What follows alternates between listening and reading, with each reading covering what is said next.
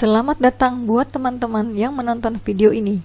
Video ini akan membahas seputar belajar investasi saham. Ada baiknya buat teman-teman sebelum mulai berinvestasi untuk memahami dahulu tentang saham. Bagi teman-teman yang baru bergabung, silahkan subscribe video ini. Di video kali ini, kita akan membahas cara menghitung ROE, Return on Equity.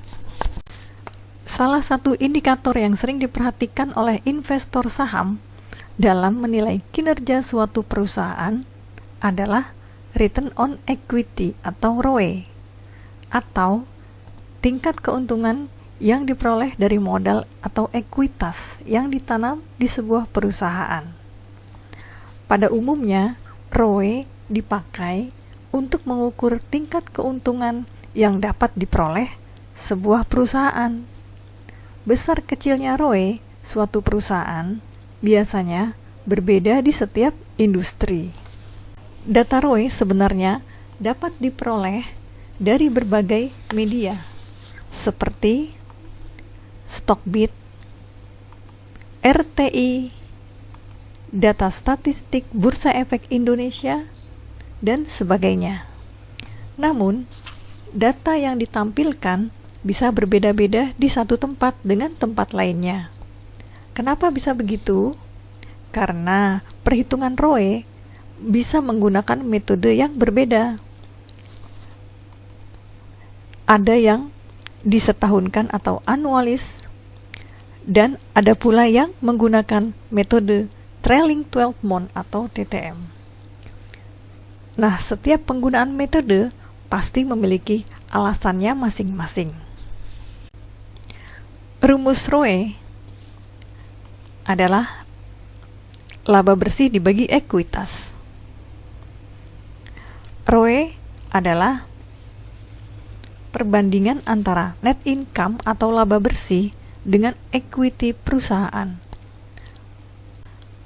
ROE yang semakin besar mengindikasikan bahwa kemampuan perusahaan semakin baik untuk menciptakan laba bersih dari modal yang ditetapkan oleh investor atau pemilik bisnis. Contohnya, kalau kita dipresentasikan oleh teman kita untuk menginvestasikan dana di usaha sate sebesar 10 juta dan dengan investasi yang sama, usaha sate A memperoleh income per tahun 1 juta, sedangkan usaha sate B memperoleh income 2 juta per tahun. Dengan demikian, usaha sate A memperoleh ROE 10% dan usaha sate B memperoleh ROE 20%. Dengan pilihan tersebut, usaha sate mana yang akan dipilih? Apakah usaha sate A atau usaha sate B? Tentu saja teman-teman pasti akan memilih usaha sate B, karena dengan modal yang sama bisa menghasilkan income lebih besar atau ROE sebesar 20%. Maka pertanyaan selanjutnya, ROE yang bagus itu berapa sih?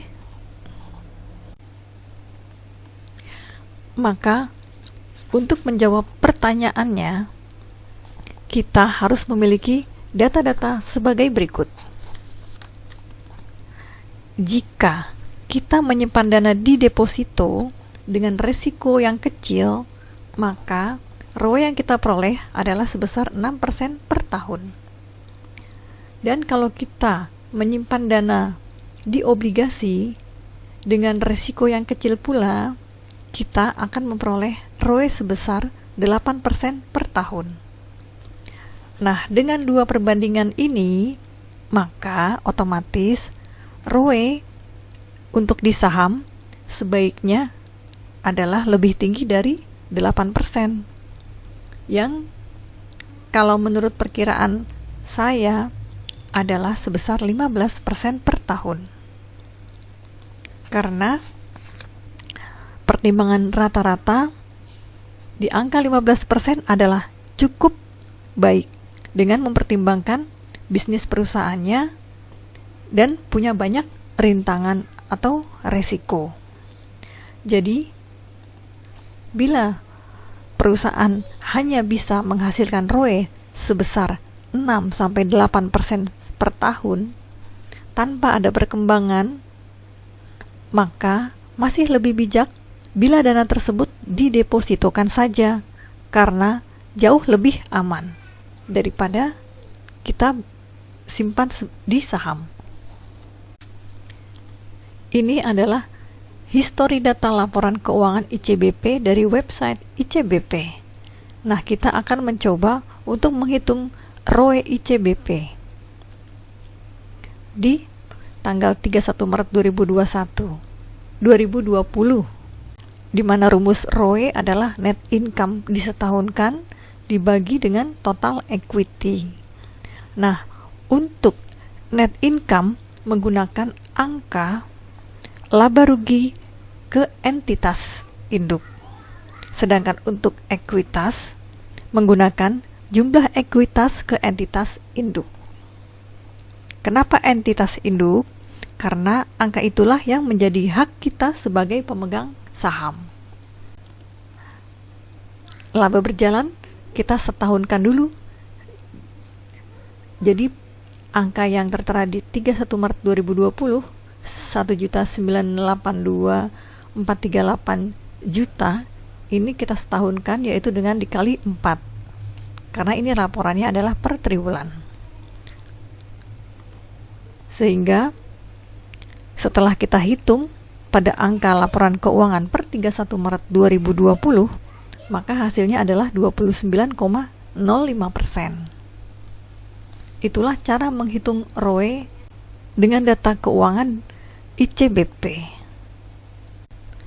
Demikianlah pembahasan mengenai cara menghitung ROE di video kali ini. Semoga bisa menambah pengetahuan tentang saham untuk bisa berinvestasi saham lebih baik lagi. Bila teman-teman suka dengan video ini, silakan like, dan bila tidak suka silakan dislike. Sampai jumpa di video berikutnya dalam pembahasan lanjutan mengenai investasi saham. Semoga bermanfaat. Salam.